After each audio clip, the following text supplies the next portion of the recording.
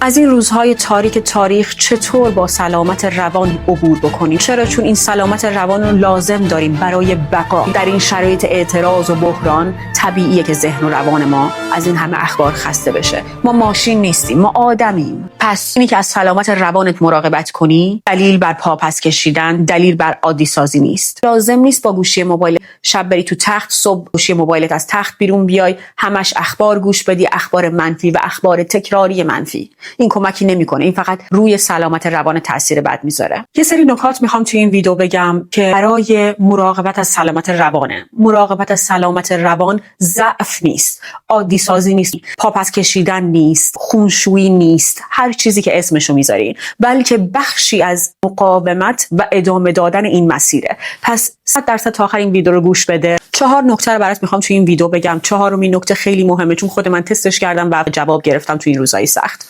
درود فراوان، شهرزاد هستم، متخصص پارودونتولوژی و زیبایی. توی این کانال قراره که راجع به سلامت روان صحبت بکنم. قبل از هر چیزی میخوام از حال روز خودم بگم که میدونم این روزا حال روز خیلی همین جوریه. هممون کم و بیش این دوره رو داریم گذرونیم یا گذروندیم. اینی که با گوشی تلفنت همه جا میری، همش اخبار گوش میری، توی آشپزخونه، توی اتاق خواب، توی تخت، صبح بیدار میشی، شب میخوابی، همش اخبار و همش اخبار بغرنج، استرس‌زا که ثانیه به ثانیه داره ذهنتو تخریب میکنه. توی این ویدیو من میخوام 4 تا نکته بهت بگم، 4 تا راهکار بهت بگم که برای کنترل اعصاب و روان و کنترل ذهن توی این روزهای سخت فوق‌العاده کارآمده. خود من به شخص همیشه آدم فعالی بودم، همیشه روزامو خوب شروع میکردم، شبا راحت میخوابیدم، فوق‌العاده خلاق بودم در طول روزم. ولی متاسفانه توی چند ماه اخیر یه جوری اصلا انگار زندگیای همه فلج شده. با اینکه توی ایران زندگی نمی‌کنیم، با اینکه ایرانی‌ها هستن که دارن این مشکلات رو از سر میگذرونن، ولی ماها هم کمی نداریم چون که درسته به همون شکل زندگیمون تحت تاثیر قرار نگرفته. از لحاظ عصبی خیلی وضعیتمون شاید بدتر هم هست. مشکلات اخیر، این انقلاب و حواشی دورش فقط مشکل مردم ایران نیست، بلکه تمام ایرانی‌ها رو در اقصا نقاط دنیا تحت تاثیر قرار داده. اگه تا اینجای ویدیو با من بودی، بدون که تو هم حتما از اون دسته آدما هستی مثل خود من که روزهای سختی رو گذروندیم و داریم میگذرونیم،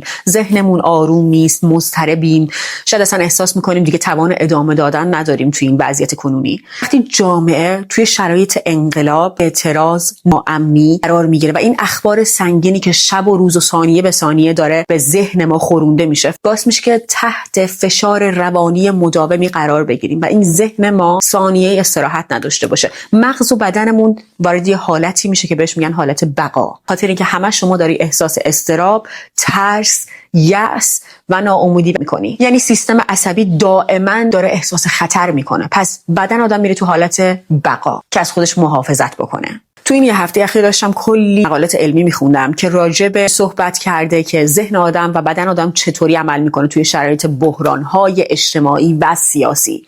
توی این شرایط میزان اضطراب، افسردگی، اختلال خواب و فرسودگی روانی خیلی بالا میره نسبت به شرایط عادی و فوق‌العاده طولانی هم شده توی این مدت برای همه ما. اما یه چیز خیلی مهم این وسط اینه که روان انسان قابلیت تاب‌آوری و دوام آوردن داره. حتی توی اون شرایط سخت کارهایی هستن که میتونن به سلامت روانت کمک بکنن، هم برای مردم داخل ایران و هم برای ما که خارج از ایران زندگی میکنیم. امروز میخوام راجع به 4 تا مورد باهات صحبت بکنم، 4 تا مورد علمی. توی این یه هفته اخیر من همش داشتم مقالات علمی میخوندم، اینی که چطور میتونم خودم رو از این شرایط خیلی سخت نجات بدم و مطمئنم که به شما هم کمک میکنه. چرا؟ چون امثال ماها فقط تماشاچی هستیم، ما نمیتونیم هیچ تأثیری بذاریم. متاسفانه توی این بره از زمان نمیتونیم هیچ تأثیر خاصی بذاریم اگر سلامت روانمون رو حفظ نکنیم، اگر دچار افسردگی بشیم، اگر دچار یأس و ناامیدی بشیم. پس حتما تا آخر این 4 مورد با من باش. مورد اول، ارتباط انسانی و حمایت اجتماعی. یعنی چی؟ اولین چیزی که من تو این تحقیقات پیدا کردم و تحقیقات ثابتشون کرده اینه که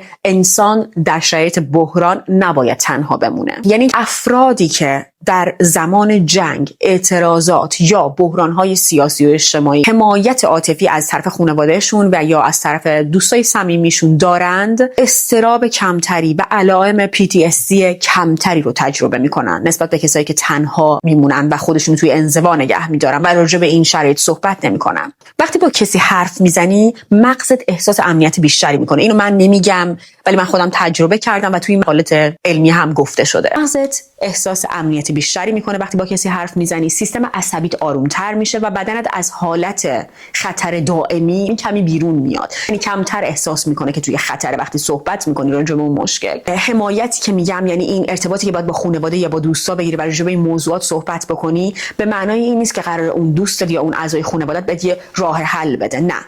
یه وقتایی فقط که یک نفر به حرفات گوش بده و بفهمه که تو چی رو داری حس میکنی، یا اگه حتی اون هم همون حس رو داشته باشه و تو بفهمی که تنها نیستی، میتونه کاملا اثر درمانی داشته باشه. یعنی دنبال راه حل نباش و فقط دنبال این باش که راجع به این موضوع صحبت بکنی. این چیزی که این مقالات علمی گفته و منم تستش کردم، برای خودم جواب داده واقعا.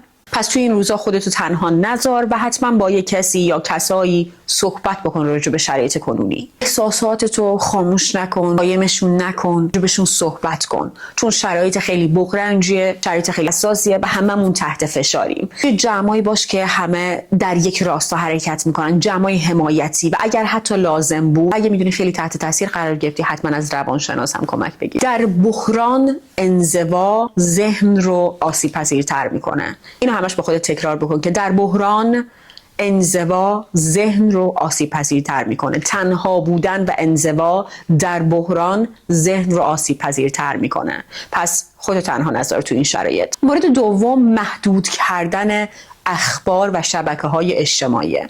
ما خیلی فکر می‌کنیم که اگه مدام اخبار گوش ندیم، اگه چک نکنیم، چیزی از دستمون در میره، یا اگه مدام اخبار رو چک بکنیم کنترل بیشتری داریم. ولی چیزی که من تو این تحقیقات خوندم و تجربه‌ام بهم ثابتش کرده اینه که گوش دادن افراطی به اخبار، مخصوصا اخبار منفی این روزها، و چک کردن مدام شبکه‌های اجتماعی، اضطراب و افسردگی رو توی آدم بیشتر می‌کنه. مغز انسان برای دریافت بی‌وقفه اخبار تلخ طراحی نشده. اینی که تو همش ثانیه به ثانیه بخوای یه خبر وحشتناک خراش رو بشنوی، بدن تو و مغز تو برای این طراحی نشده. وقتی چند دقیقه یک بار ویدیوهای خونت میبینی، برای اعدام رو میبینی و میشنوی، یا تصاویر دردناک میبینی، این روی ذهن تاثیر میذاره و در دراز مدت دیگه میبری. چیزی که سیستم عصبی ما تو این شرایط تصور میکنه اینه که این اتفاقات رو واقعا از سر گذروندیم. یعنی سیستم عصبی نمیفهمه که این عکس این فیلم من دارم میبینم. سیستم عصبی ما طوری عمل میکنه که انگار واقعا اون شرایط رو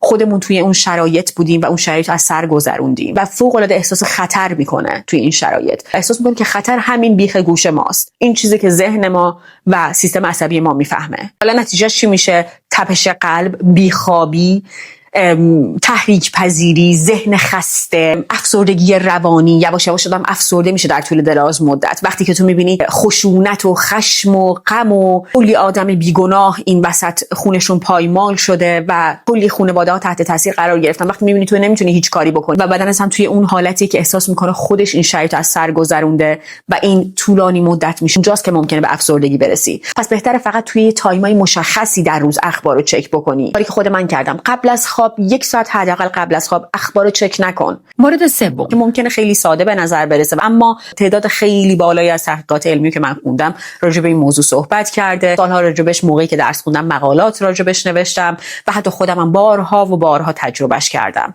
ورزش و خواب، سر یه تایم مشخص خوابیدن و ورزش. ببین، ورزش و فعالیت بدنی قوی ترین محافظه های سلامت روان آدمه، مخصوصا توی شرایط بحرانی. این تحقیقات علمی که خوندم راجع به ورزش توی شرایط بحرانی گفته فوق العاده کمک میکنه. من خودم واقعا تجربهش کردم. 5 ماه اخیر اصلا ورزش نکردم، ولی توی این 1-2 هفته گذشته شروع کردم دوباره برگشتن به ورزش کردن و حال و روز روانیم زمین تا آسمون فرق کرده. ببین، وقتی استرس زیاد میشه بدنت هورمون کورتیزول ترشح میکنه. اگر این وضعیت استرس طولانی مدت بشه، بدن و ذهن مداوم در طولانی مدت بدن آدم کورتیزول ترشح کنه، باعث فرسوده شدن ذهن و روان میشه. ورزش، پیاده روی کوتاه، ورزشی که دوست داری، هر چی که راحت تری، باعث میشه که واقعا استرست کمتر بشه. این فقط از لحاظ روانی نیست، بلکه از لحاظ فیزیولوژیکی هم واقعا توی بدن آدم وقتی شما ورزش میکنی و به عضلاتت یه تکونی میدی،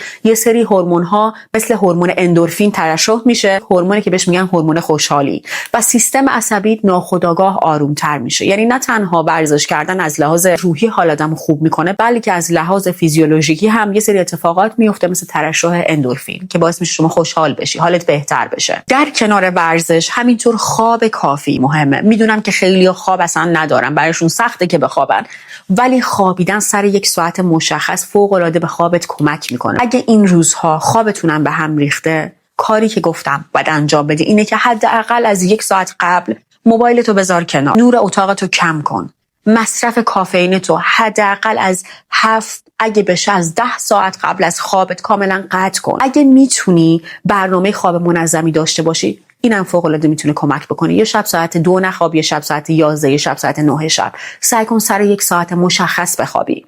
اگر تا اینجای ویدیو با من بودی حتما لایک و سابسکرایب یادت نره، چرا؟ چون توی این شرایط بحرانی ما به همدیگه احتیاج داریم. مورد 4، پذیرش احساسات و تنظیم و مدیریتشون. خیلی فکر میکنن که باید همیشه قوی باشن، مثلا مثل خود من. بارها و بارها این برام پیش اومده که خودم گفتم من نباید گریه کنم، من نباید بترسم، نه شهرزاد تو نمیترسی، تو گریه نمیکنی، تو خیلی سرسختی. اما این کاملا اشتباهه. چرا؟ چون که تو این تحقیقات علمی هم که خوندم و سالیان سال دارم میخونم راجع به این موضوع، گفته شده که سرکوب احساسات در بحران مخصوصا و در شرایط اضطراب فشار روانی رو 2 برابر و یا حتی 3 برابر میکنه. ترس، غم، خشم، ناامیدی در شرایط سخت کاملا طبیعیه. چرا؟ چون ما آدمیم و اینا احساساتی هستن که ما تجربه میکنیم. پس همش به خودت نگو که تو نباید اینها رو تجربه بکنی. سلامت روان یعنی اینکه بتونیم احساساتمون رو بشناسیم، تنظیم و مدیریتشون بکنیم، نه اینی که وانمود کنیم که این احساسات اصلا وجود ندارن. یکی از روش‌های مؤثری که خود من تست کردم و همچنین روش علمیه اینه که احساساتتو بنویس. اگه میتونی مدیتیشن بکن، نفس عمیق بکش. اگه مدیتیشن نمیتونی بکنی، دعا و معنویات فوق العاده بازم کمک میکنه. دعا بکن. مدیتیشن به روش سنتی هست. یادت باشه که قوی بودن یعنی اینی که اجازه بدی که انسان باشی. یعنی چی؟ یعنی اجازه بدی که تمام این احساساتی رو که اسم بردم و تجربه کنی. هیچ فرقی هم نداره مردی یا زنی، باید این احساسات رو تجربه بکنی. اگر که انسان هستی باید به خودت اجازه تجربه کردن خشم، غم، ترس و احساسات دیگر رو بدی. یه چکیده و جمع‌بندی از چیزی که راجبش صحبت کردیم. چیزی که تحقیقات علمی که من تا امروز خوندم و خیلی هم علاقه دارم که بخونم نشون داده که تو شرایط بحران، شرایطی که جامعه دچار مشکله، یه همچین مشکل بزرگ و حادی، 4 چیز میتونه کمک کنه. 1، ارتباط انسانی و حمایت اجتماعی. با دوستات صحبت کن، با خانوادت صحبت کن. محدود کردن اخبار، این اخبار منفی و شبکه‌های اجتماعی. منظور از این نیست که بیخبر باشی، منظور اینه که اندازه کافی و کنترل شده گوش بدی. 3، ورزش و سر موقع خوابیدن. 4، پذیرش احساسات، مدیریتشون و تنظیمشون. اگه تا اینجا این ویدیو برات مفید بوده و تا اینجا با من بودی، حتما این ویدیو رو برای اون دوستی که میدونی شرایط روحی نامناسبی داره بفرست. مراقبت از سلامت روان ضعف نیست، بخشی از مقاومت و ادامه دادن این مسیره تا به پیروزی.